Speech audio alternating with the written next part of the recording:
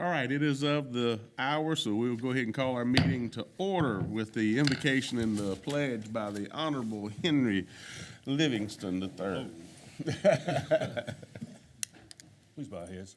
Heavenly Father, as we gather here today, just want to say thank you for walking every step with us, every step of the day, everywhere we go. Thank you for your guidance, thank you for your leadership, and thank you for the values that you instill amongst us. As we make decisions tonight, please make sure that we make the best decisions for our constituents and basically for your wishes. In your name we pray. Amen. Amen. Amen. I pledge allegiance to the flag of the United States of America and to the republic for which it stands, one nation, under God, indivisible, with liberty and justice for all. All right, are there any additions or deletions to the agenda? Hearing none, is there a motion that we adopt the agenda as published? As is. Motion by Reverend Scurry, second by Mr. Livingston. Is there discussion? No. Hearing none, all in favor by show of hands. Opposed likewise. Carries unanimously. Item number 2 on our agenda is the discussion of the FY 2022-2023 budget. Mr. Inglese.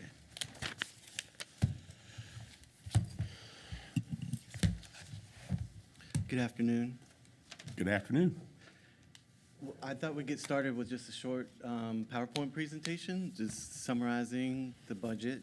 In your packet is an executive summary that is a narrative of some of the highlights of the budget, as well as a revenues budget and a capital budget and an expenditures budget. So I want to start off with all the things that we, staff, is proud of in this budget, and hopefully council can be proud of as you're talking to your constituents about the direction that we're going in. So one thing we're really proud of is there's no new debt in this budget. It pays down existing debt and reduces debt service millage. There's a budgeted 3% cost of living adjustment for all employees. There's a 3% salary adjustment for detention center and public works staff. There are technology improvements funded, including putting deeds online in the clerk to court's office, a commercial assessor's technology tool that will get them ready for reassessment, and then website integration on the assessor's website, as well as throughout the organization to do some improvements on the website and get all of our data and GIS and other information that's in many different places into a consumable format on our website. And that's great timing because we're in the midst of a website update right now, so that integration works really well over the next few months. We also achieved major public safety purchases, including a fire engine, a brush truck, 2 ambulance remounts, generators, and other public safety purchases. We fund 2 critical staff positions, the CPA/Chief Financial Officer and the IT Director, as well as the grants writer is also budgeted as well. Significantly reduces the use of fund balance for operations. It reduces deficit at the transfer station, reaches compromise with the city on solid waste fees, recreation, and the use of fiber internet. It's only a net increase of 1.5 mils to move the county forward, and it removes the disincentive to investing in recreation by establishing a special fund. So these are some of the major achievements that we're proud of in the current budget. So millage rates, what everyone wants to know, right? They want to know how the budget's going to affect their tax bill. The operations millage for FY22 was 119.4 mils.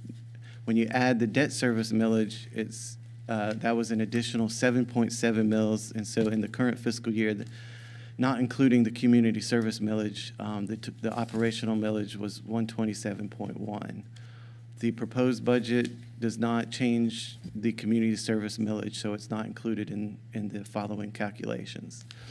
For the recommended fiscal year 23 budget, the recommendation is for 121.9 mils for operations and reducing the debt service millage by 1 mil.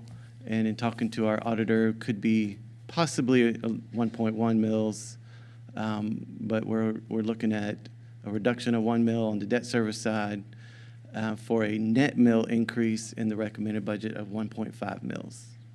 So what's the bottom line? How does that affect the tax bill? At the very top is a sample calculation of how millage is calculated for an owner-occupied residential real estate tax bill. You can see the appraised value in this sample is $100,000. If it's owner-occupied, the assessment ratio is 4%. That is multiplied by the 100,000, which results in an assessed value of $4,000. And in this sample, if the millage is 100, then that yields a $400 tax bill. So to Newberry specific, the one in the middle is the fiscal year 22 calculation for millage based on the 127.1 mils. And that would yield, in this sample of $100,000 value real estate, that would yield a $508.40 tax bill. And then you can see the third sample is with the 1.5 net mil increase, that would yield a $6 increase on a $100,000 owner-occupied home. So that's what everybody wants to know. How's it going to impact me? How's it going to impact my tax bill, especially on my real estate property?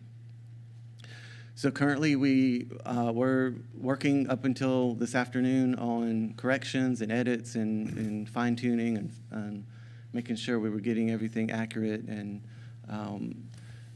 the fiscal year 22 budget had a revenue expenditures of $27,354,000, and the proposed budget is currently at $28,835,189. So on the revenue side, those increases come in large part from the transfer station, from adjusting building and zoning fees, permit fees, the increased value mill, which was a whopping 6.5%, pretty significant increase over the course of 1 year, a millage increase of 1.5 mils, a substantial unexpected revenue collections in watercraft property that was far exceeded the projections in the budget, and then money from the federal government via the Rural Stabilization Fund. So on the expenditure side, what's creating the increase is 3% COLAs and 3% salary adjustments for the two departments. PEBA imposed an 18% premium increase on the employer side of the health benefit formula. So what that means, basically, the last 2 years of COVID claims has caused a extraordinary spike in policy and the cost of claims that they're paying out. So they're passing that on in terms of premium for the employers. The CPI increase for contracted services across the board. It was 4 new positions. We're down to 3 new positions with eliminating the parks position. 2 whole building generators, the plans and studies that we've identified, a second audit if needed. If the CPA is hired, that would be eliminated and wouldn't be needed. There's a large expenditure for the radio 800 megahertz upgrade, which is going to have to be done over the next 3 years. So we make the first installment payment of 3 installment payments so we can get that done by the time our current radios become obsolete. There's a mini excavator included and a pickup truck for animal control. So that's driving up on the expenditure side. Just wanted to throw this up as a reminder. You saw this from Mike Pisano, Public Works Director. Over the course of 9 years, our tonnage at the transfer station has tripled. In just the last 2 years, it's doubled. The cost of managing solid waste in Newberry County, including transfer station, recycling centers, convenience centers, is $3.1 million. The revenues that we collect is $1.1 million, so that leaves a $2 million deficit, and that is closed, modestly closed by imposing a mega user fee, which is in your packet, the ordinance that proposes a mega user fee, as well as clarifying that all commercial waste is subject to the fee at the transfer station. So we closed that $2 million gap is still about $1.6 million that we're going to be in the red in solid waste. Here's the 15 personnel request. It's actually more than that because I know the public defender requested a person as well. And so of those 16, there was 4. The parks position has been eliminated, and so we're down to 3 personnel requests in the recommended budget. Just in summary, I covered this in the things to be proud of, but reducing fund balance transfer for operations from 1.4 million to 426,000. That's something we're proud of. We want to sort of move in the other direction through pandemic.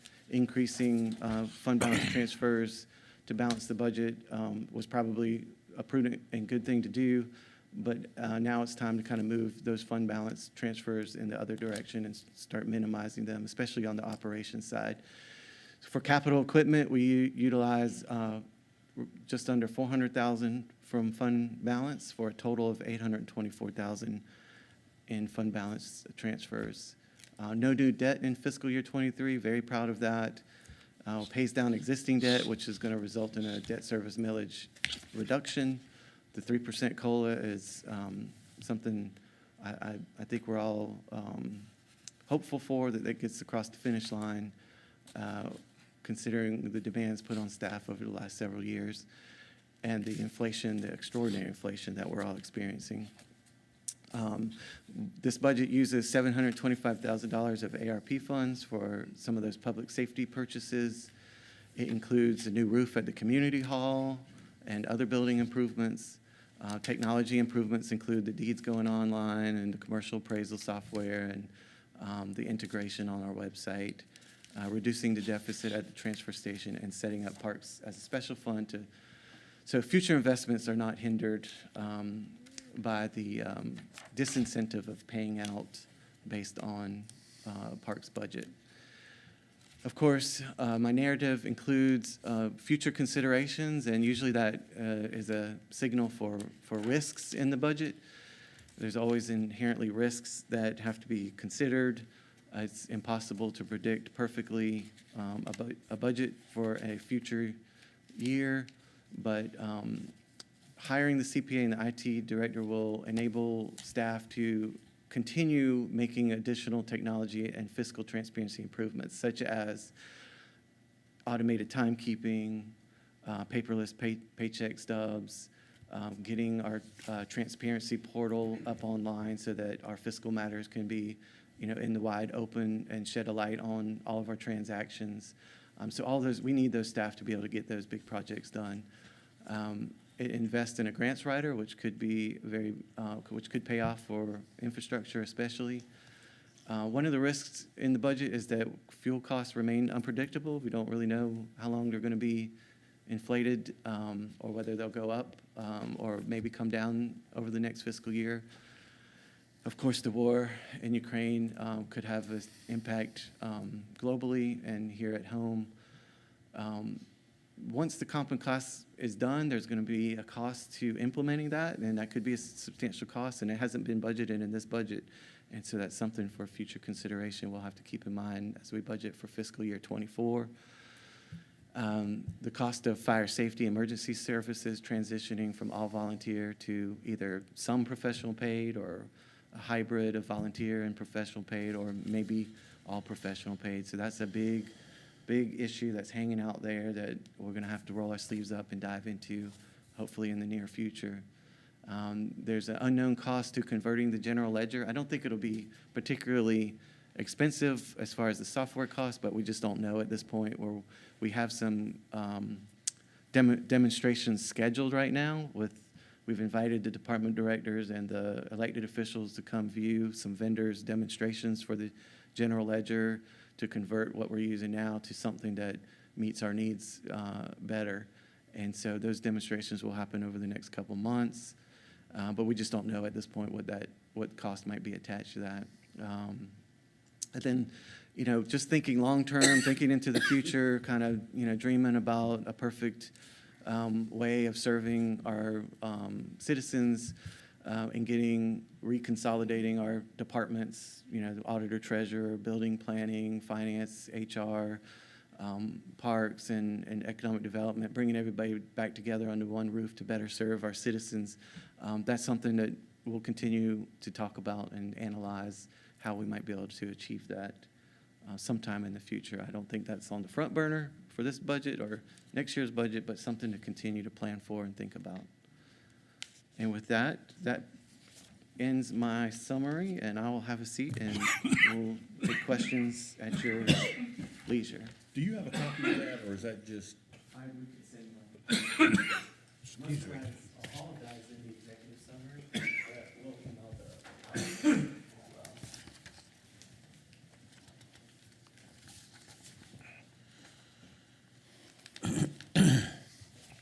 All right, this time we'll open it up for questions. I only have one request, and that is we stay on a topic till we finish it. I have a bad habit of jumping topics, and I get myself confused. So maybe if we all agree together, we'll just stay on something till we finish that idea and then move on. It might be cleaner for all of us. Definitely.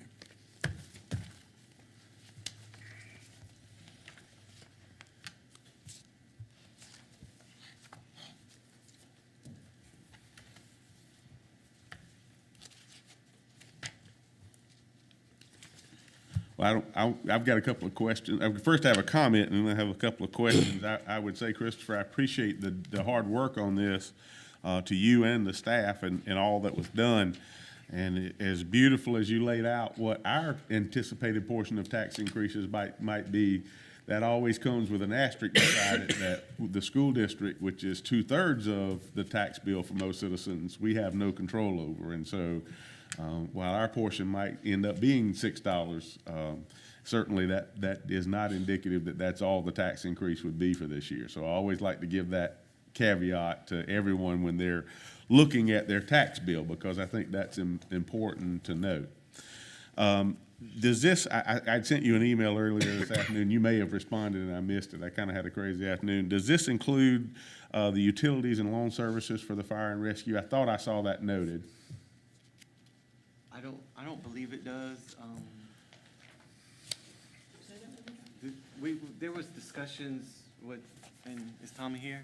Tommy? Yes. Tommy, you wanna help us out with that? It's not in the budget. The only, I got your email today, and Yes. that sparked a memory of a very brief conversation about the fact that some departments pay their own utilities and other departments come through finance, the bills come through finance, so there's this inconsistent process for paying utilities at the different firehouses. When we talked briefly about it, that was not something we were ready to tackle in this budget. Gotcha. I wanted to have some more time to figure out what's the best way to achieve that. Trying to coordinate 12, 17 buildings and bills, we just had not dived into the weeds of how to get that done. I thought I saw an addition for some capital replacement at some of the fire and rescue, so perhaps I was wrong. I'll look back through that. What two buildings are the generators going to? I didn't see that listed.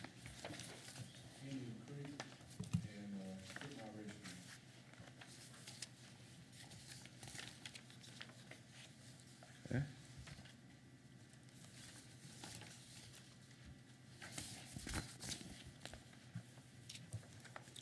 I have a question on the professional services under the county council. There's some studies there listed.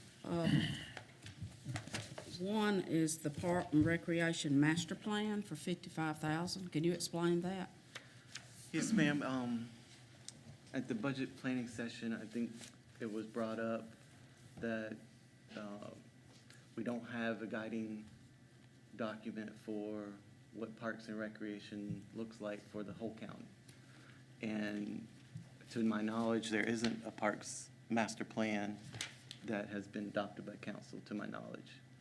And so that was a recommendation that I had, that to get that study done, to help us determine where the needs are and help guide us in decision-making in the future for how to allocate resources to meet the needs that study would help identify. And it would include programming for seniors and adults and youth, but it also might identify potential assets that we could acquire at some point in the future.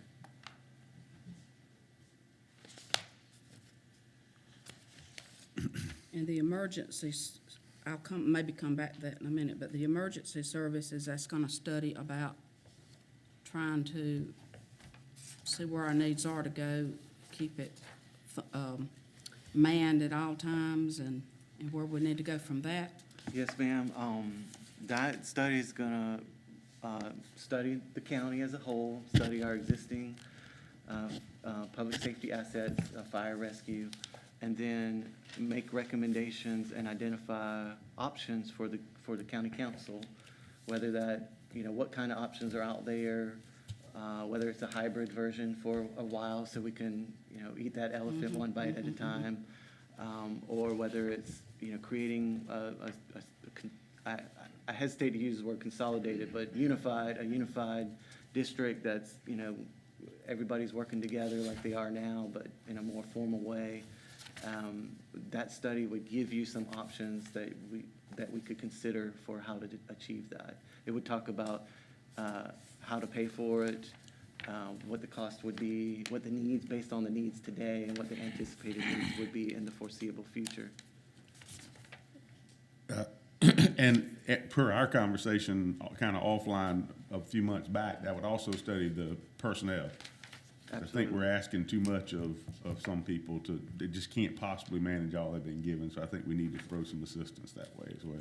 Yes, sir. It will tell us what our needs are, and I think Tommy has a pretty good grasp on what we need, but it would kind of map out moving forward how to do sort of a hybrid, meeting our daytime business hour needs for response times and responding to calls, which is where sort of we're falling behind a little bit, and this will help us say immediately, this is what you should do. 3 years from now, you should be here. 5 years from now, as a goal, work towards this. And that study's really for your constituents' benefit, the ISO ratings, we really want to work to preserve a good ISO rating so that insurance premiums don't go up.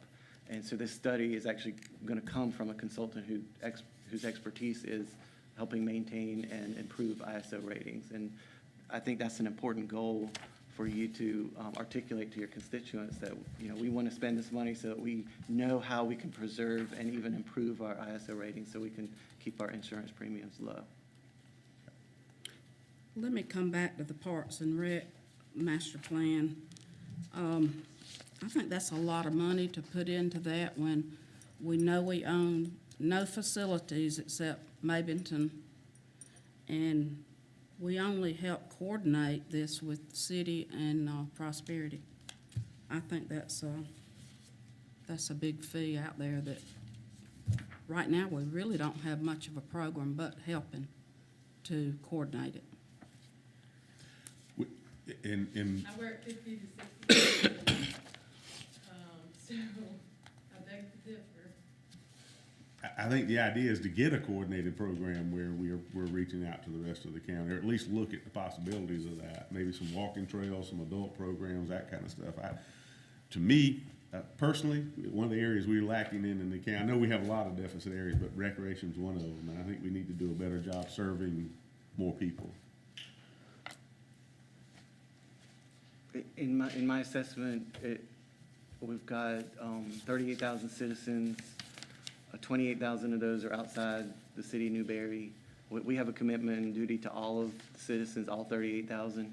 And I would like to think that there's an opportunity to deliver recreation services out to the rural areas, but that's going to require an investment. And it also requires some planning to kind of figure out where we get the best bang for our buck. Is it, Chapels, Silver Street? Is it Whitmire? Is it Peak? Where do the dominoes fall? Where do we start to invest and get the best return? I think currently, if my numbers are right, our parks budget is less than 1% of our operating budget. I think it's 0.8 or 0.9% of our operating budget. And the municipalities get the benefit of most of that investment. And I'd like to think it's up to council if you think that as a policy matter, you would like to invest and reach out and get services to seniors and adults and youth out into the rural areas, this master plan will help map out how we can get that done, and to what degree.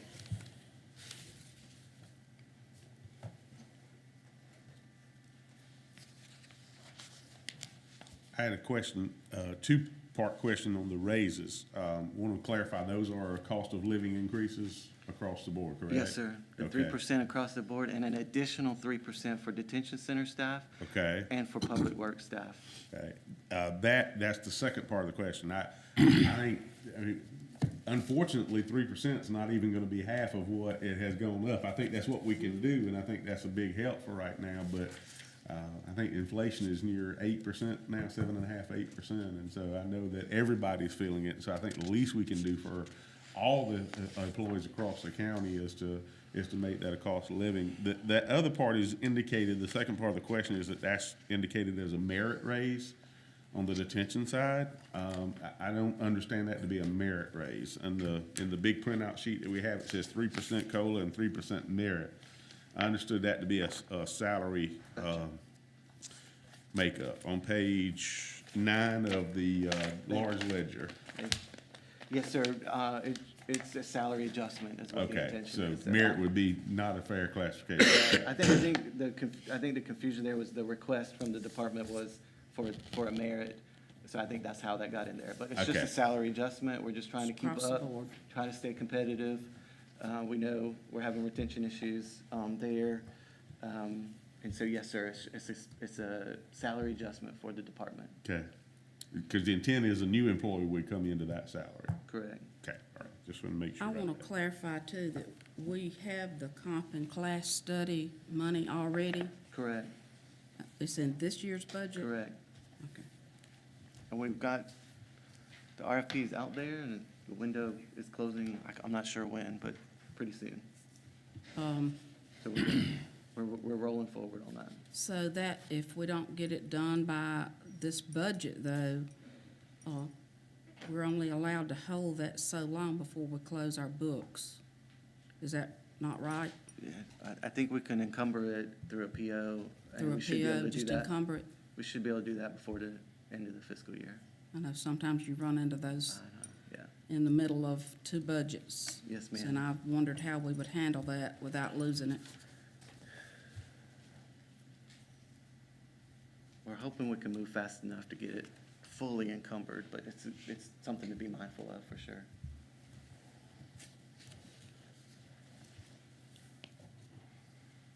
Okay, compliment again to 3% for the employees. I wish we could do more. I really do, because again, when you're looking at 7 and 8%, which again, technically is not local level government fault, but it's reality of what they're paying when they go to the grocery store, when they go to the gas tank, et cetera. Couple questions. Position approved budget amendment, payroll specialist, 44,863, grant writer 70, CPA 115. That is an increase in the line item of personnel for under the county administrator of additional $227,733. Where is that actual money coming from? It's from a combination of fee increases and the value of the mill increase and the 1.5 mil increase from the general operating revenues.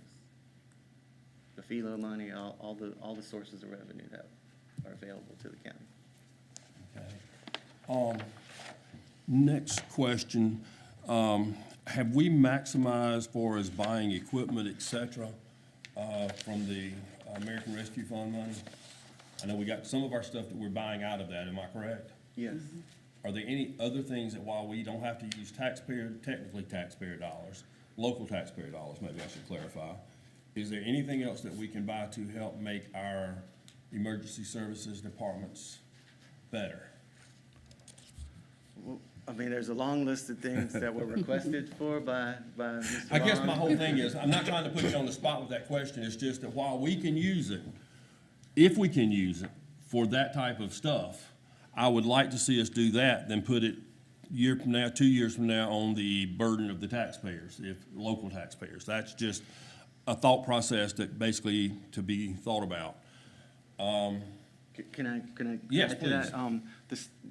We budgeted $725,000 of ARP money for public safety purchases, which is an allowed use. And so that takes a significant chunk out of the request from our public safety director. But it also holds in reserve about, I can't remember the exact number, but about 6.3 million of ARP once we don't have our second drawdown yet. So once we have our second drawdown, we'll still have 6.3 million. So going into next year's budget, dealing with the detention center, dealing with other large projects, that money will be available. And we'll be coming to council and talking about what y'all want to do with that. But for now, yes, public safety, 725,000. That means we don't have to borrow money this year to make those big purchases. Great. Okay. All right, the public defender came forward the other night and asked for some money for another person, I guess, in that office. I've never, ever been really overly in favor of providing money, but then there again, with the caseload and the possibility of, again, using the American Rescue Fund money because COVID has caused a backlog, can that money be used for a position if we had to, but it only be not a recurring position, but a 1 year. one-time, 1 year use to catch up? I don't know the answer to that question. I know the solicitor's letter indicates that in his assessment that it is an allowed use, but I'm not prepared to say yes or no. And please get in, understand, I'm not looking for recurring cost here, folks. I'm No actually using that recurring money cost. strictly just to catch up where we got behind because courts were not operational during a year's period of time, I guess, almost. Am I correct with that? Well, the it's closer to 2 years. solicitor asked for a 1-year contract person. The Yes. public defender asked Asked for a for a full-time full-time. employee. It was a big difference. That would be. a Yes, recurring. absolutely. But that's what I said. I'm just saying a one-time, a 1 year to catch up type thing because I don't want to see us get into a recurring budgetary item. And I guess, Les, you're right. I don't want to, a 1 year contracted person on both of them. If it can come out of the American Rescue Funds to catch up, to clean up, to get our court system back on course, I mean, I wouldn't mind seeing that being considered, but I don't, again, no recurring. Absolutely. And I think Charles made a good point. We do have to, if you do one side and you don't do the other, you're not gonna help Yeah. the backlog because it's just gonna overwhelm the other side, so. Right. Well, we can look into it and see. Again, just asking to explore. I may not like my own recommendation after a while, so don't. There's a point back here in personnel, I think auditors, intern, part-time personnel. Oh, that's not recommended, never mind.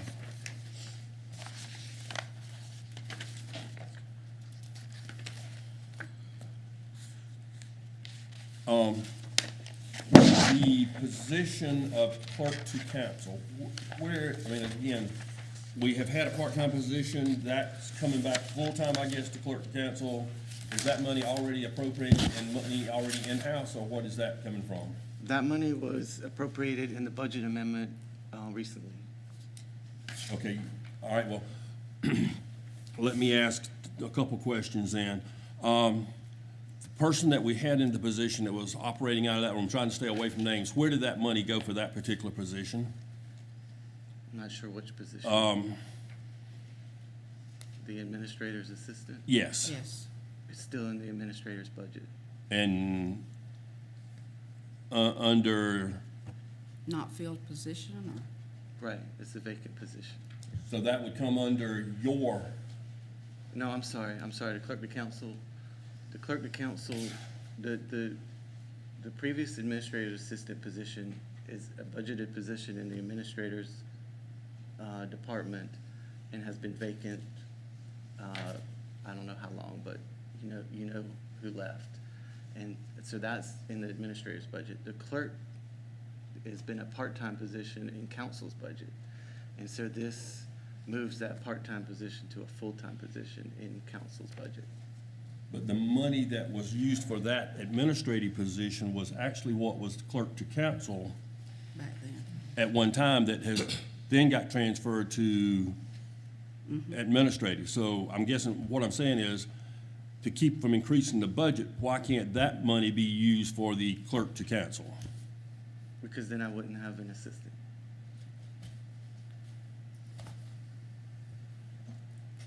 All right, and then aren't we talking about a assistant director with CPA, CFO or something?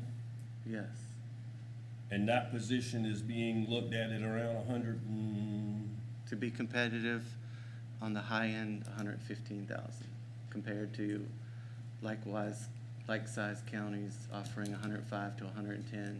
We budgeted on the high end so we could recruit somebody with local government finance experience. And we and might not spend 115, but that's how many counties like our size has that position in place?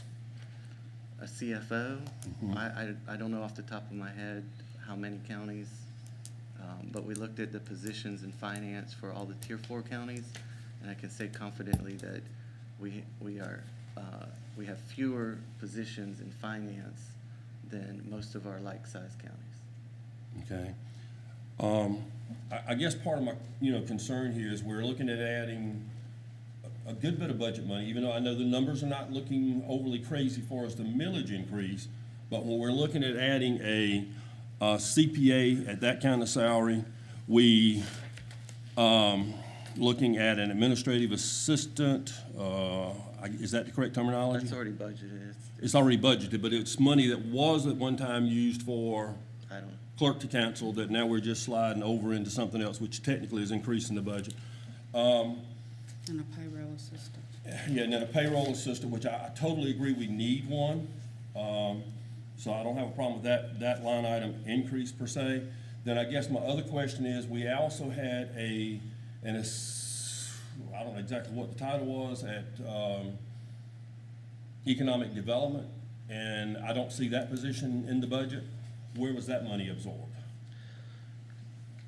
that, it's temporarily not in this budget. Like I said in the email, I had lengthy discussions with Mr. Farmer. We are in agreement that it's preferable to wait till we have a strategic plan adopted by council so that we know what policy directive that position will help us meet. And so that it would be disingenuous for me to budget for that position in this year's budget when the director and I are in agreement that we're not going to make that hire until the third quarter of the fiscal year at the soonest. That's assuming the strategic plan gets done in time to make such a hire. But with the policy directive in place, we will know what kind of position, whether it's a project manager, whether it's somebody focused on existing industries, whether it's somebody focused on entrepreneurship, or somebody who we want to go after biotechnology companies or whatever. We just don't have that policy directive to know what we're looking for in that second position. Operationally, I've spent time with Rick. He's been doing very well this year without an assistant, and we're really focused on getting that strategic plan. And that strategic plan might say we need 2 people in that department. It might say, I don't know what it's going to say. It might say that we need to stand up a nonprofit and leverage private funds for economic development. There's all kinds of things that could come out of that strategic plan. But in our conversations, we're in agreement that having some interns to help check the mail and greet people at the door, that will be helpful. That's a good relationship with Newberry College. It's a common practice in economic development. So in my assessment, that's what the recommendation is. So again, where is that money actually being absorbed, or is it just being taken completely out of the budget? Well, it's just, it's right, it's not budgeted this year, and it would be put back into the budget next year if requested by the department director. And then if we have a policy directive that says we need more staff, or we need a type of staff person that we don't have now, that we need to add to Rick's repertoire. So basically, that money's being absorbed in this budget, Correct. but then will be turned around and we'll have to have a reoccurring expense if we add that position back in next year's budget, or third quarter, or fourth quarter, whatever the case might be. If council chooses so, yes, That's what's been recommended currently, is to Correct. take that out. correct. I'll just go on record as saying I'm really concerned about that. Economic development is the tool that brings jobs and FELO monies, whatever, a heavy stream of money into this county, not that's a burden of the taxpayer dollars. And again, I know you said you've had conversation with Mr. Farmer, and that's fine. I have been involved with economic development, and I know how time consuming it is with RFPs, et cetera. Nurturing the current businesses that we have. He can't be in the office all of the time. We need somebody that will consistently know what's going on out there and can address phone calls that's coming in and be a consistent face, not an intern. As the former Bobby Hitt used to say when he was over commerce, he said, loose lips sink ships. And things that come into that office is probably the most confidential outside of human resources that we have in this county. So I just do not feel that the value in having a college intern getting that kind of information is of value to this county, especially when we already have that money budgeted into our budget. Again, trying to keep as much economic development going for us, nurturing what we have, nurturing new leads that we may have, having that office, if Rick has to go on one of the Korean things with Central SC and gone for 10 to 14 days, I just see that as very detrimental to our county. I'll just go on record as saying that. Other thing, while we're talking about it, we're talking about adding a CPA, and again, a CFO, whatever the case might be. I think we probably have value in that. But when we are paying a new county administrator $10,000 more than what we paid previously, and we're adding all of these positions to take the load off, I'm not sure where we're going with how we're spending our taxpayer dollars.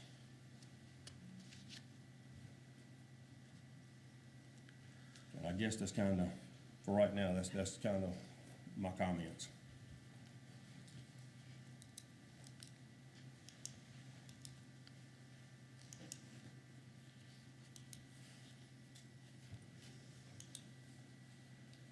Mr. Chairman, Yes, sir. I've got a question about the grants writer. We've already had a discussion one-on-one about this.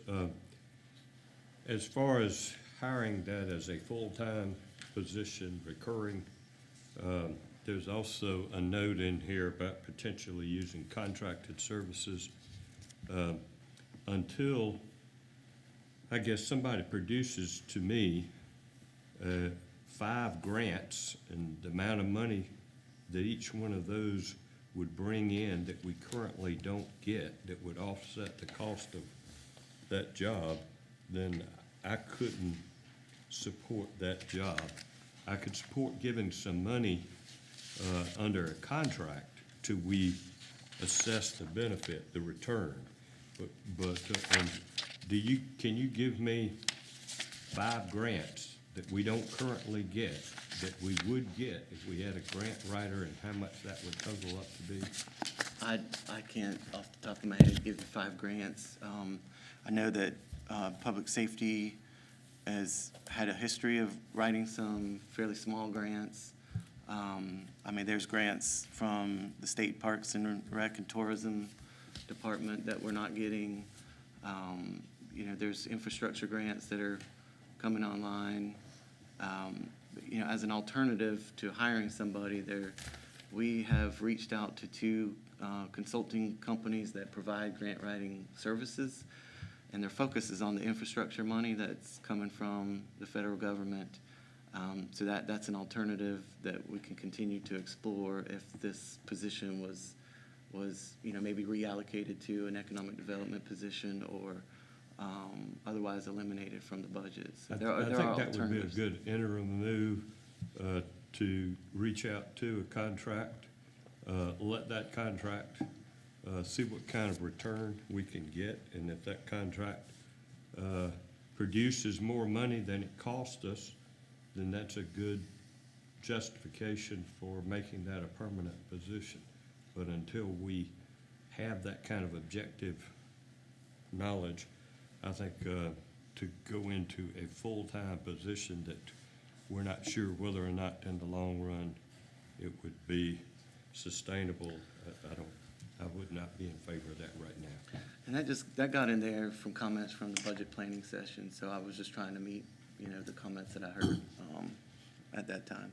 And likewise with the CFO, you know, there was discussions in the recruitment and hiring process about the need for a strong financial position, somebody with that background. And it was my understanding I was going to be able to make that hire. So that got in there based on those conversations during the hiring and recruitment process. With that being said, I am in favor of a full-time IT director. I think we need that, and we can offset it from some savings where we're currently contracting some of that work. And with the, we've all committed to increase our technology and software, and I think that's a necessity. The CPA, I also agree with that. I think we've ended up having to pay our audit firm a considerable amount of money above what it costs us to actually have the audit performed, because they do actual financial work that should be done by the CPA for the county. So on those two positions, I am in favor of those. I think you've made an adequate justification in defense of those two positions. And there are job descriptions in your packet as well that we prepared for. They're in draft form, but they're in your packet. So I think I'm a little bit confused on that one. I mean, in our briefings, we talked about, some retirement of some people related to the finance. Is this to train somebody up to replace somebody who's retiring, or is this another position in that area? It was never my understanding that I was going to have to wait for somebody to retire to make that hire. But I can tell you in my assessment and my time here, the work volume dictates another position at that level. We're still going to need a finance director. Karen wears so many hats in finance and elsewhere for the county. We need more help in finance. Like I said, other like-sized counties have more positions in finance than we have. And this will add a level of quality to the work that we get, a transparency in finance, and do some accounting and planning as opposed to the bookkeeping that we're doing now. And like I said in my written correspondence, I was briefed upon arrival that our auditor was preparing our financial statements and auditing the same financial statements that he's prepared, and that we need to move in a new direction. And so we've budgeted both $41,000 to separate those two tasks in case the CPA position is not approved, because we have to still do that. But in my assessment, we need help in finance. These folks are working 12, 13-hour days, coming in on Sundays to keep things together to just get by without doing any planning and accounting and the high-level accounting that a CPA will bring to the table. We don't have a balance sheet. We don't know our assets. We don't know our depreciations. I mean, you saw my emails, Sure. And some of, certainly not minimizing the work effort, our product, but some of that is our systemizations make it very difficult to get that information out of, so. So the good news is we would have some overlap because the retirement and finance is imminent this fiscal year. So we would have some overlap if we did this now. We would get some of those improvements that we've been talking about. And there would be a period where I could assess whether those improvements are so good that, we would be okay with what we have. But until we get there, I can't make that assessment. I think you misunderstood what I was trying to say. I was trying to defend the work and saying that the reason they have to do all that is sometimes it takes them 4 times longer than it should. Yes, sir. In a practical work environment to get that information. And Yes, so sir. Getting the systemizations in place would certainly help.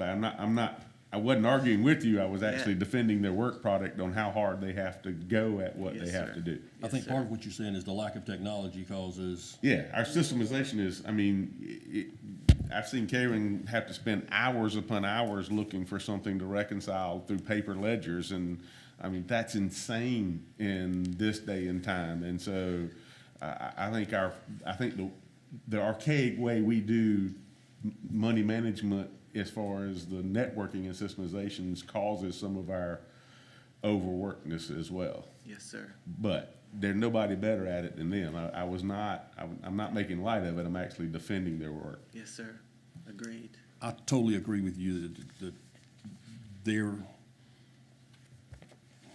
long-term serving of the county has been invaluable, and they do a quality job. I do think technology will make a significant difference on the amount of time it takes to look up stuff, to have stuff at the fingertip from all offices, treasurer's office, the general fund funds, et cetera. I think it'll make a world of difference. Now, in hearing your comments, are you also saying that if and when a retirement takes place, that person will be replaced also? Because I know you said that there Again, was plenty of yes. work to go around. Again, the CPA, CFO is needed as an additional position to the existing positions because the workload is creating 12 and 13-hour workdays, work on weekends. It's burning people out, and that's just to get by in these inefficient systems and just to keep up.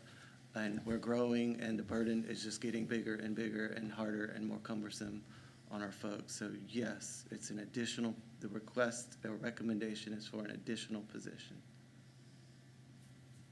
But I believe I heard you say that we would revisit that depending on We where would we have, were. there would be a period where we could, depending on how far we are with those system improvements, there would be the ability to assess that and see if that could be changed.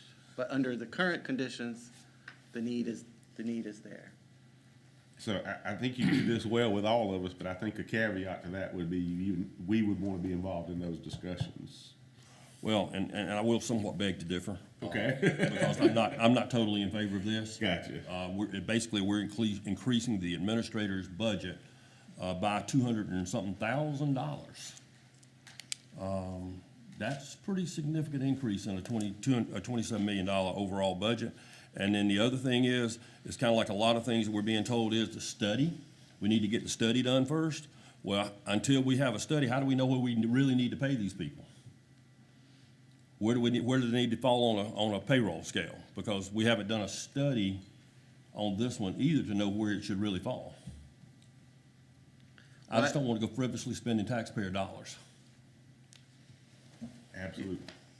Yeah, and we did the best we could with looking at the county association's salary and compensation study and making some phone calls and that's all we have. That's the best data we have to go on. So I'd love to have the benefit of the comp class, and if we have to underpay or make an offer that's lower to, start to get this person in, then, that's a commitment that would be better than not having that position.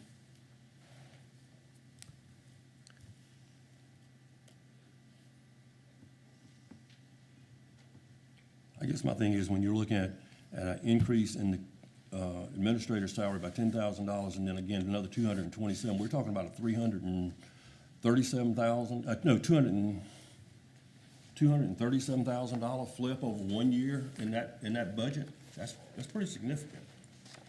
That's 2 meals a tax.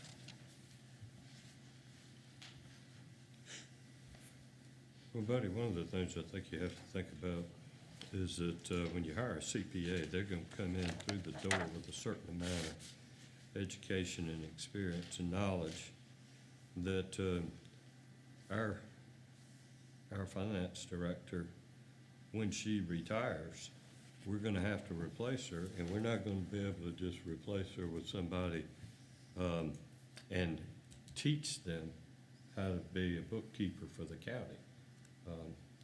So, there's a certain amount of knowledge and experience that goes with a CPA that's also needed during the auditing process.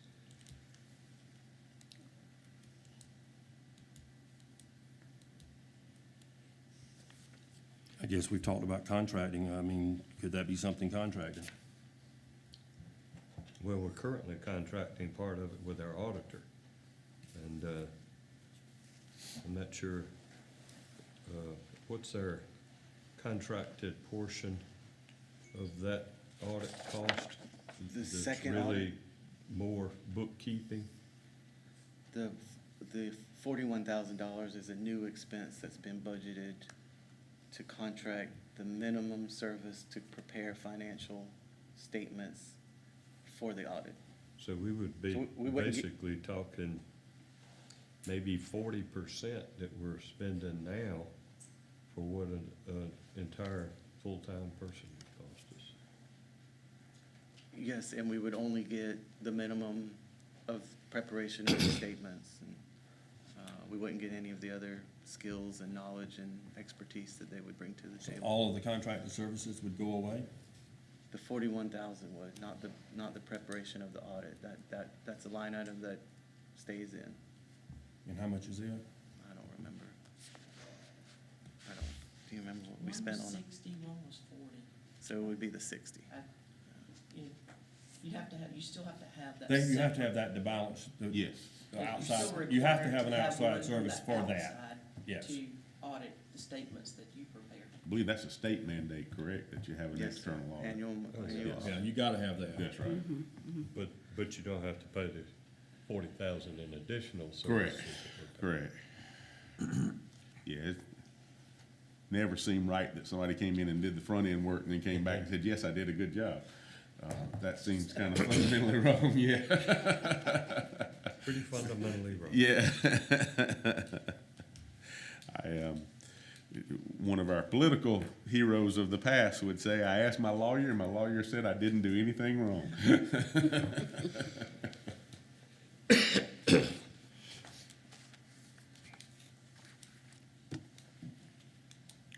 So if we approve this position, where would the 41,000 be going? It could be reallocated or reduce fund balance transfer. We just don't know, we don't know what y'all want, we don't know what the vote's gonna be, so we're preparing for both.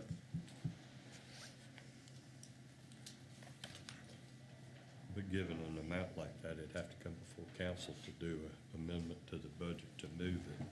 So it's not like it would move without our knowledge.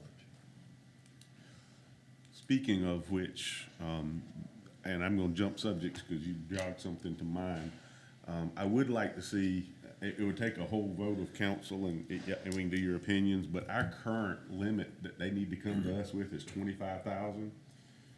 In today's culture, you can't even buy a police car for $25,000, much less anything. So I do think we might ought to revisit what, if it's already budgeted, what needs to come back through us. I do think we need to at least think about that. Gonna be a change in the purchasing ordinance, so it's what's in something else. I think that's in the provisos, if I remember correctly.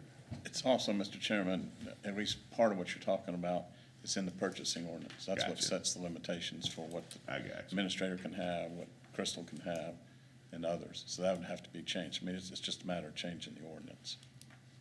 I don't know where that sweet spot might be, but it seems like a lot of effort to come back and ask for $30,000 pickup truck or police car or something like that, when we've already said yes to it, if it meets the specs of what we've already approved.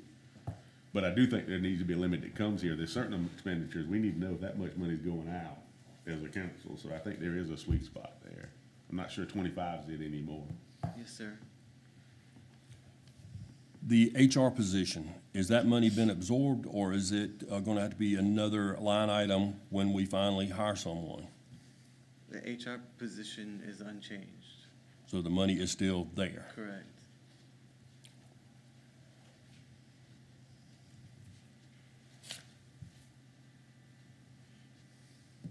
And what amount is there? Where's it at? I don't, About 'Cause I 60, think- that is about,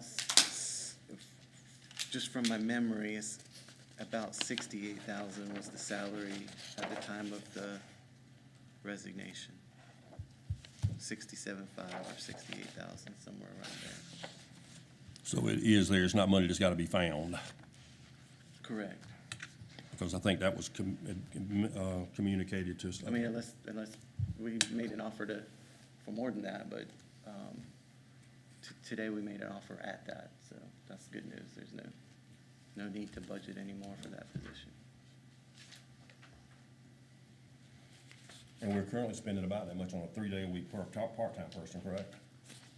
A retired 30-year veteran of human resources, yes, sir. for 3 days a week at the full-time salary we were paying. That's about the same. Right.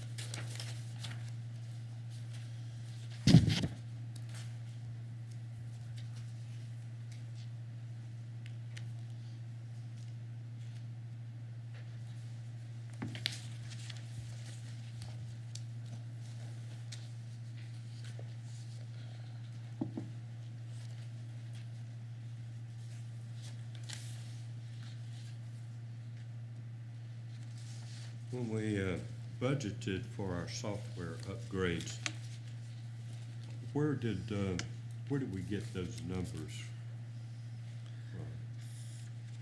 from?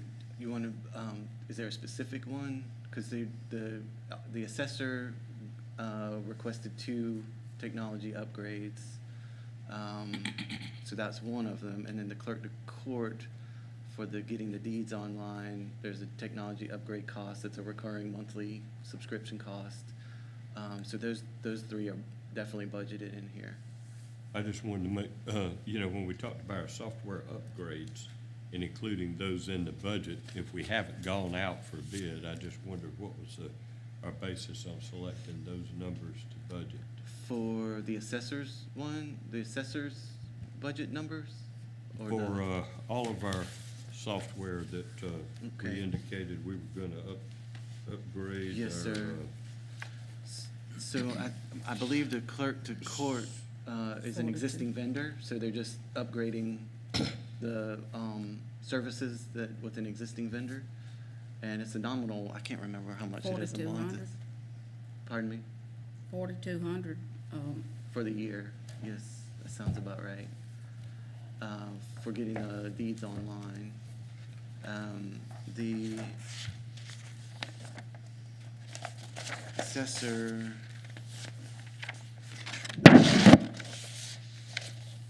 I'm not sure, Liz, are you already working with the commercial real estate? No, that's something we don't currently have, and we're coming up against a 2024 reassessment. Right. We don't have, a licensed commercial real estate, besides myself, and Sandra, Tate just came on board, so we need something to help us with this database and sales analysis and values that we just do not have access to anywhere else. This would be a 2-year type contract, and after that 2024 reassessment, we should be up and running with 3 commercial appraisers that are licensed, skilled, and knowledgeable. And they still have to go through the procurement process, but we did some front-end work, just getting the Right, and estimate. you, without going through the It was procurement an process, I was estimate talking from about, a company, a national company. It's just an estimate from Yeah. a possible like, vendor. conversion of the general ledger software and automated timekeeping and Yes, sir. accrual systems, all those are, We don't know the cost for those yet. but you budgeted for them. No, sir. You have not budgeted No, any sir, not for software. those. Mm-mm.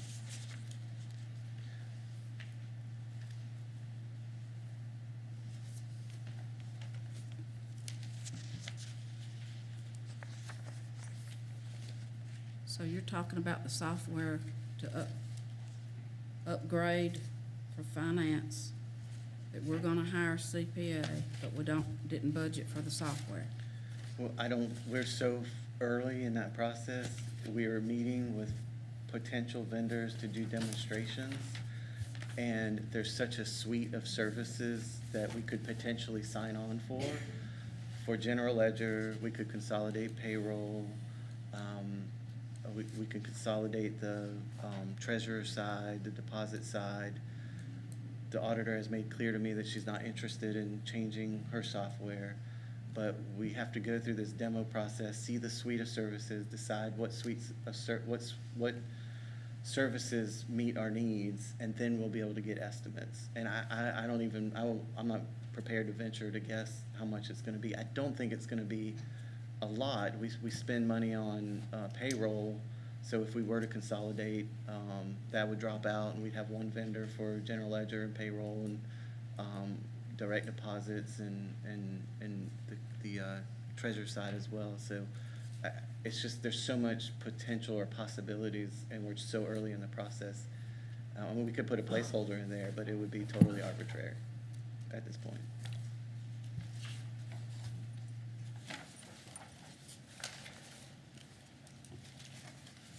And even if she doesn't change, there could be possibility of sharing information through like an import and Absolutely. export, but that's usually a fee from. Everything's a fee. Yes, there's nothing Everything's a fee. Nothing is free. And there is the one-time capital contingency, so my thought is, you know, if that's available to us, if we get along in the process and it's $40,000 or $30,000 or, you know, $50,000, you know, there are places we could find that if we get that far. It might be the third quarter of the fiscal year before we have a real crystal clear plan on what the general ledger conversion will take, how long it will take, how much it's gonna cost. I mean, it could take us that long to get there. Once we go through demos and the bidding process and, you know, start actually doing the conversion, which will take months. Well, I understand that the current system we have has been sold to a vendor out of California. We don't know yet how that's gonna affect our customer relations with them and in California. Yeah, I'm not sure that that's the general ledger. I thought that was the public queue. That is the general ledger. Oh, okay, so yeah. So they've been sold and, That division of that service that they provided has been sold out to that company. They're not, it's. And they're in it's gonna be- California. Yes, But I mean, there's many places You know that anything are, about that? yes, ma'am. you know, across the country, they do a lot of, things online or by phones or whatever, and there's not a lot that you have that is local, that they may come to you or things of that sort. Most everything now is done remotely. I don't know that we'll get the same service that we've had all these years through We've the old had good vendor. service in some cases. In some cases, we but in didn't, a lot of but, cases, as far as the general ledger, yeah. not No, since I've yeah, been I here. knew that wasn't, But in the tax side, they've I know had they great did, service. I agree. General ledger's not been kept up with the times. You can't download to an Excel spreadsheet currently and know that everything is correct. It downloads to a 5 version. You have to reorganize it. I understand. So general ledger has been way behind, but they have kept up with the taxes, so the auditor and treasurer have been able to continue delinquent tax as well. It's just that the ledger has not been a major important product that they've supported. That's one of the reasons they've moved it out of there, sold it out.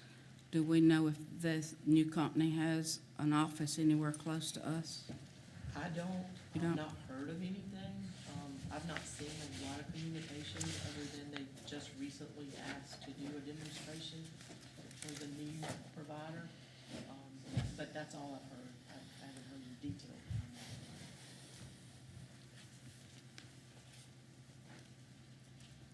Regardless of what we do, we're still gonna have to have integration between the tax service That's and the right. finance side. That's right. So that, no matter what you get, you're likely to have something built Yes. to communicate between the two. There is always an implementation cost, maybe not an ongoing cost, but, you know, no matter who you go to, you I have know. 2 separate systems that have got to talk to each other on some sort, or you're back to manual entries. I think there's some on the market that do that, come Yes. out of the box, yeah, kind of, sort of. It just depends on who they're working with. Yes, Every change in writing code to communicate. It's a fee, Oh, no question. it's a fee. I want to go to the audit on page 1 of the large sheet that you gave us. I'm a little confused by a term. I'm a little slow, so you have to help me sometimes. Where it discusses that one of the bidders on the audit said they would come, but if the trial balance didn't look correct, they would leave and return when it did look correct. Can you explain that a little bit more to me, please? I don't have first-hand knowledge of that, but what it says is what's been explained to me. Okay, That we have a very accommodating auditor who's been kind enough to assist with the trial balances. But like it says, another auditor would not be so accommodating. Am I answering your question? I guess you're gonna have to slow it a little bit more, because I don't understand what a trial balance is. You want to help me with that? It actually shows you your position. of Okay. Assets and your liabilities, Okay. and how you stand with that. This came about when Crystal put out an RFP for internal, external auditors, because we had to separate. The second company that was listed here, Malden and Jenkins, were considered the external auditor when they're making a statement. The internal auditor would come in and look at the entries you've made, balance whatever may be out of balance, if you have to do journal entries to correct, to move from one place to another, if deposits have not been made correctly, or if we've had an expenditure that should have been a different type of accounting. That's the process that your internal auditor would do. The external, and they produce the trial balance, the income statement, the balance sheet, and everything for the external auditor to audit. So that has to be produced and in hand and correct. The general ledger system that we have right now, if you printed a trial balance, this outside agency would come back in and tell you, you've got to make corrections before I'm even going to look to balance your accounts. Wow. So it's because we've had different things in our ledger system from the provider of the software, where it allowed one-sided entries. It may allow other things that you're not putting things in the place where they're really supposed to be. So your internal auditor would, as well as a CPA on board, could be able to look at those type of things, correct those things in time for you to have an external audit that has to be provided to the state. Okay. So they don't want to come in, and they're not going to come in and make corrections for you. They're going to only look at what you give them to either approve it and say, this, your audit that you presented is correct, and move forward. That's basically I hope that what I makes think we sense. paid our $40,000 to our external auditor for, was to him to do that. Get our books all in order, and then he would do the external audit of it. I got you. I will tell you, it's concern. I think finances is one of the last places you want to have an issue, so it is a little concerning. But I understand how we got here. This has not been a one-day journey, or it's been a long journey to get here, but we certainly something needs to be addressed and corrected as quickly as possible. And I appreciate the efforts to do that. I hope that made sense. It makes sense. Exact right terms. But You explained it where I could understand it, so that helps a lot.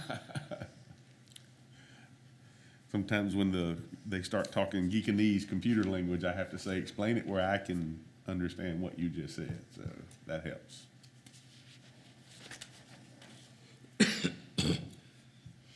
Would a internal CPA, if we hired one, be continuously helping with these balance sheets? Absolutely. They would Not be- just at the end of the year? Correct. They would be on the front end, setting up the templates and directing staff on the details of what it should look like in preparation, because they have the knowledge of what the auditors are looking for. And so, yes, they will be continuously monitoring the format in which they're produced, continuing monitoring with staff for accuracy, for, getting them ready for council's consumption and for the public's consumption. So absolutely, that would be part of the task that they would be doing.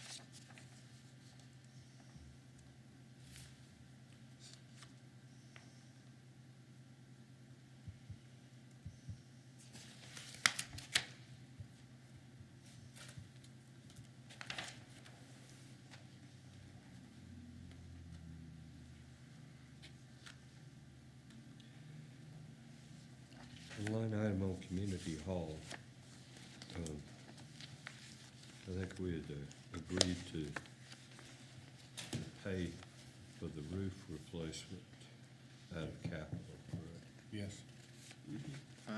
Okay, so those other costs associated with community hall, where it says, are those just basically other maintenance and items, just kind of? Yes, sir. Are you on page 4 of the capital, Actually, I was on page 17 of the budget. of the expenditures? Okay. So it Under should be, capital repairs on buildings, yes, sir. That should be facilities budget? that would be page 17. Yes, sir.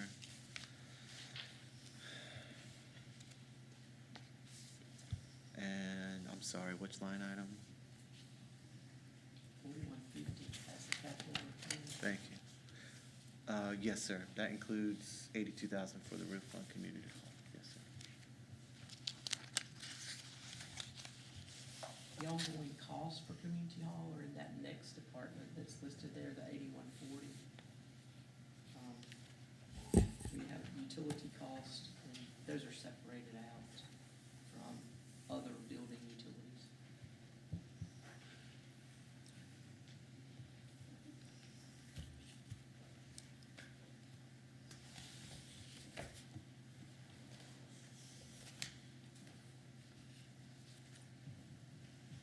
Recycle center employees, are they included in the pay raise or in some sort of pay raise? They're not employees? They would not be included because they're not our employees. Okay. That was done previously with an agreement with the Council on Aging. Gotcha. Because they are employees at the Council on Aging. Okay, And so we budgeted money to be able to pay for the increase that they gave to them, but they're Gotcha. not our employees. That was done last year, I think about $1 an hour, if I'm not bad wrong. yeah.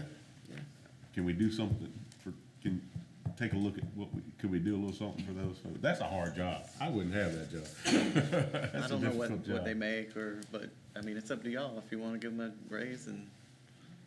I think if I'm not bad I wrong, think that, it's from the $10 range. they were $10, it went up to 11, and 1180, but that's what we pay the council. That's what we pay county council on aging. As far as what they pay the person, we don't receive that specifically. But when it was given to them before, when the increase was given, it was told it was specifically to pay the increase, to pay the hourly wage for. Can we do just have some discussions with them about Absolutely. what we could do? I mean, those folks, that's a pretty thankless job in the heat of the summer and the cold of the winter and. Maybe see what they're paying them if they're, but they were very appreciative. I don't know whether y'all, but as Yeah. dropping off trash, I was told quite a few times, thanks for the $1 an hour Always, increase. always. So, Or, hey, could you look out for us this year? The other request is that they would like to be off on Sundays, but we can't do that. So at least we can give them a little bit of money. and they would like to close earlier, but when you're looking, especially in the summer, when lake traffic's coming out, the later the better, because people are dropping it off as they're leaving the Absolutely. lake. Same thing on Sundays. I understand many of them want to attend church, but Sunday's that's one of the few days people have to do things sometimes, and so I don't think we. The only thing we might could do is adjust the hours and go from Now, most- 1 o'clock.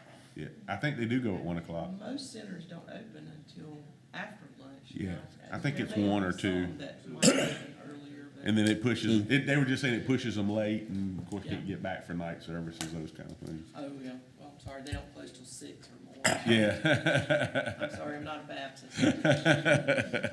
Only got that day. There you go, calling us out in front of everybody. I'm sorry, I only have that day service, so that might not be good either. The other one that I saw that I don't know that we can do anything with, but certainly like to think about, is under the animal services, the adoption on Saturday. I do think that would be a good thing to, a lot of folks just can't get there during the week, and so maybe if we could offer Saturday, that might give them an opportunity to get there, at least on a trial run, and just see if anybody comes or not. Yes, sir. Leslie's planning, I think, once a month Saturday adoptions. Oh, good. And she did request some extra overtime to do that. However, we looked at the last couple of years of overtime, and there was enough room there to do Good. it without increasing the budget. So Good. we held steady on overtime, but I think, Mike, correct me if I'm wrong, the intention is to continue to do once a month Saturday adoptions. Okay, good. It's just, sometimes it's just difficult if you work during the day to get there during the hours, and so, The last one was very successful from the yeah, reports. I can see where that would be.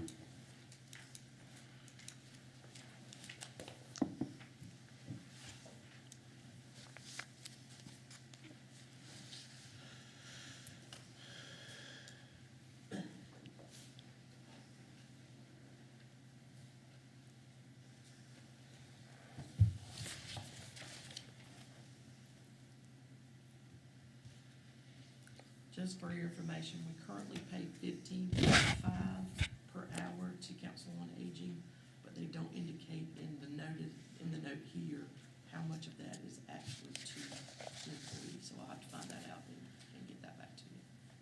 Thank you.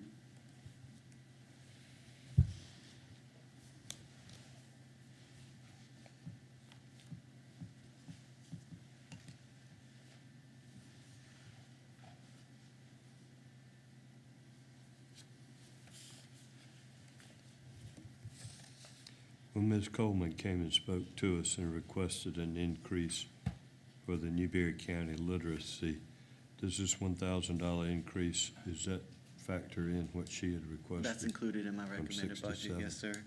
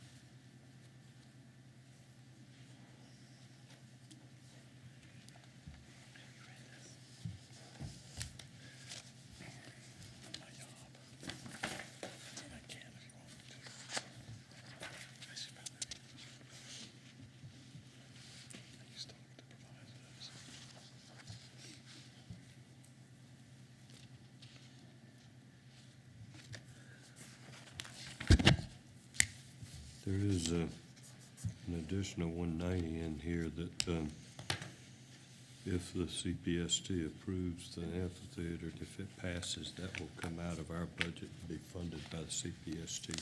Yes, sir. Contingency planning. It's in there for contingency planning. Which would then, for two positions. Have they got, have they made the final list as the No, sir. CPTSD committee? They've heard all the presentations. They do not meet next week. Their first deliberation is May the 2nd. Gotcha. And they have 3 days for deliberation to be able to bring the ballot to you on May the 16th. Okay.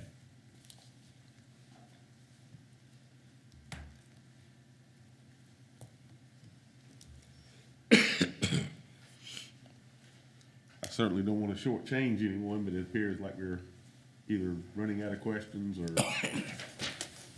maybe need some more time to digest all that we've been given. We have a work session coming up a week from Tuesday, is that correct? This coming Tuesday, This coming the Tuesday, my 26th. apologies, the Yes, sir. 26th.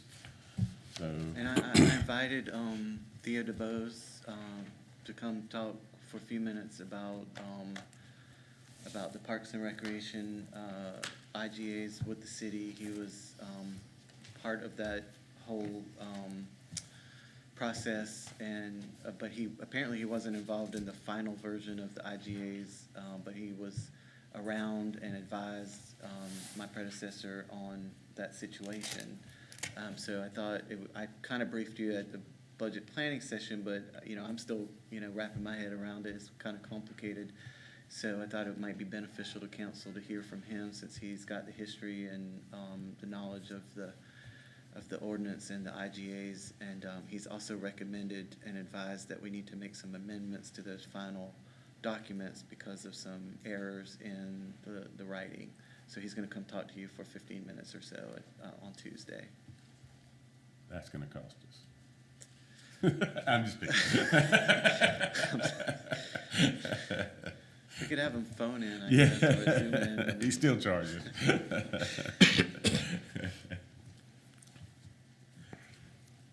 Are any other comments or questions from the council? Again, I don't want to rush you. I'll make a suggestion or two. Okay. One, the position that was previously held as a administrative assistant to the county administrator, which was prior to that our clerk to council position, I would suggest that instead of increasing the budget, we use that money to fund our clerk to council position.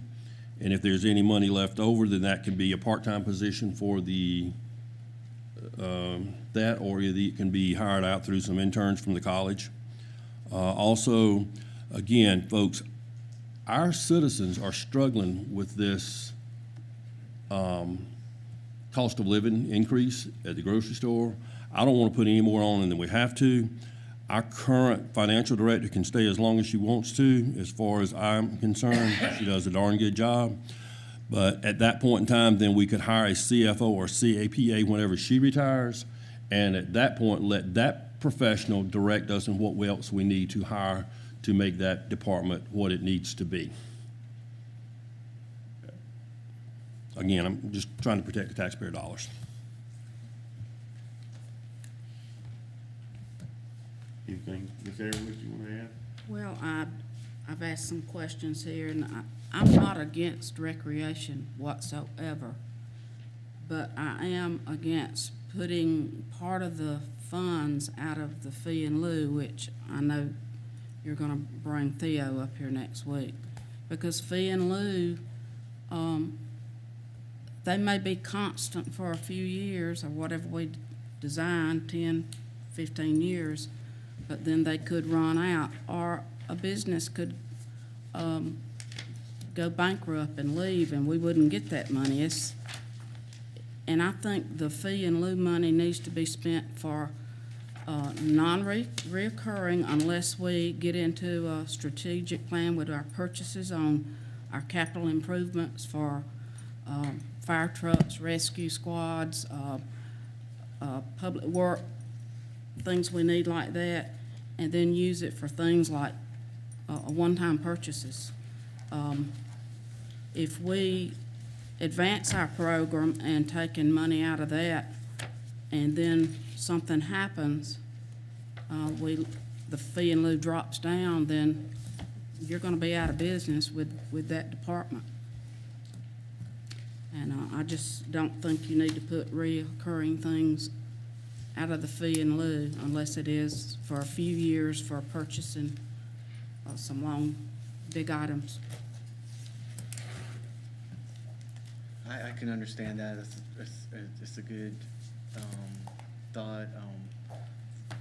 The hope is that it's temporarily used to seed the growth of the program, and that fees collected for services and grants can substitute for, PHLO's, temporarily seeding the growth of the program. So I agree with you. I think for the long term, counting on PHLO is certainly not my intention, but as an immediate way of kind of empowering council to make future investments without the disincentive, it's a temporary measure to help us get there. Well, I know we've talked in the different documents about trying not to do the bonds to purchase, the lease purchase. And if we build our fee in lieu or keep it where it's at now, we have a little seed there every year that we could purchase out of and buy some of those big ticket items. And that's where I think the money needs to come from.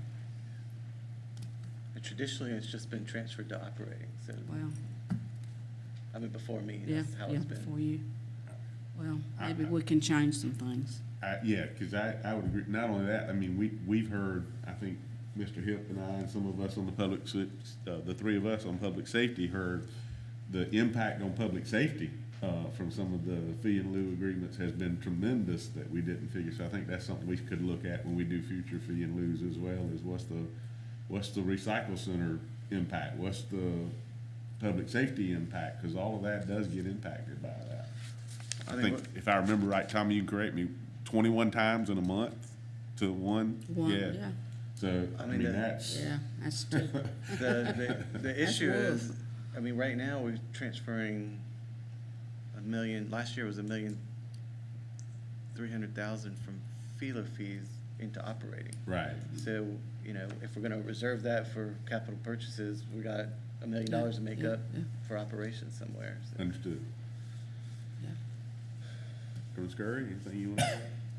Mr. Hip, anything you want to add? I can understand Mayor's concerns about sustainability of fee in lieu, but if, for instance, Caterpillar, they left, that we were getting fee in lieu, but whether we were getting taxes or fee in lieu, they would have taken their money and gone. Yeah. And when we have fee in lieu funds, those are funds that we get rather than getting a steady tax stream, but it is a replacement. So I don't necessarily agree that we should reserve all of our fee in lieu money for capital, but I think it's definitely something to be considered before we start spending all of it, to make sure that we at least make sure we have some sense of sustainability on some of it. So absolutely.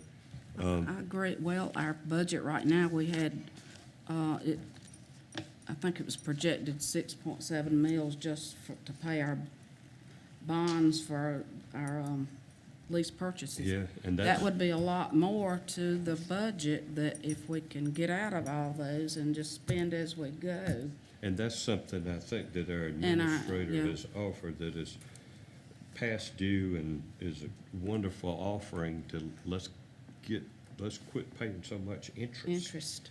And use Exactly. that money for our own needs instead of letting the bank use it for their needs.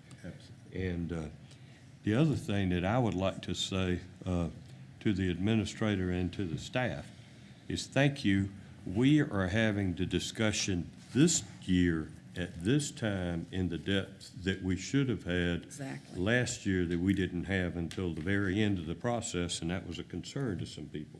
We have gotten into the depth and detail first thing early on, and that's the way we ought to do business, in my opinion.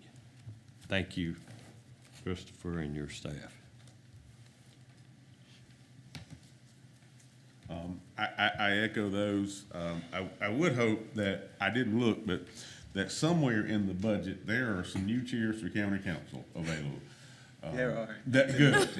Not only are these things ridiculously worn and torn, but they are about the most uncomfortable chair you could possibly sit in. So I hope that we can scrounge maybe something like that. Actually, I think we found money in this year. I think Oh, we're good. doing it now. Yeah, we're not waiting till the next But budget. we We also need found some money.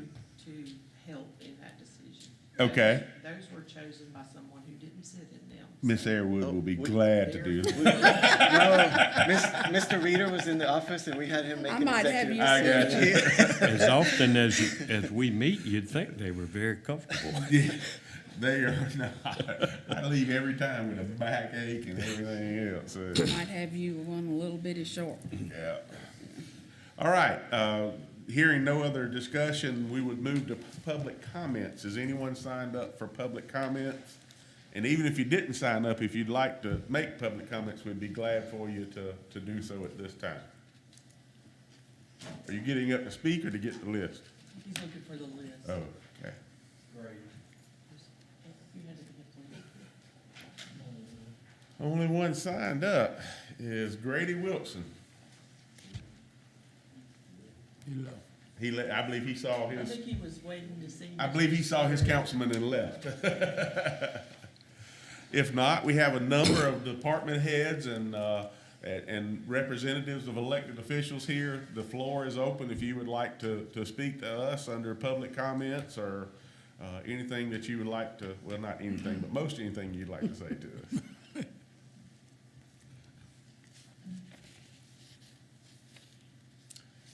Hearing none, we have about 18, 19 minutes before our next meeting, so that's a great little segue over. Is there a motion that we adjourn? The motion by Mr. Hipp, second by Mr. Livingston. All in favor by show of hands. Opposed likewise. It carries unanimously. We'll stand adjourned until 6 p.m.